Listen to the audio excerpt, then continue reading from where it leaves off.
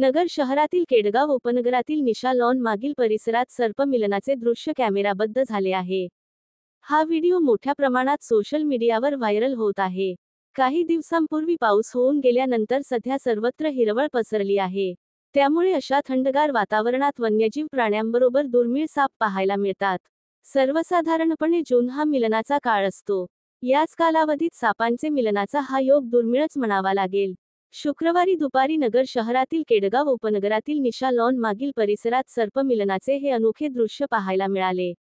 मिलनात बेभान झालेल्या सापाच्या जोडीला पाहण्यासाठी नागरिकांनी गर्दी केली होती.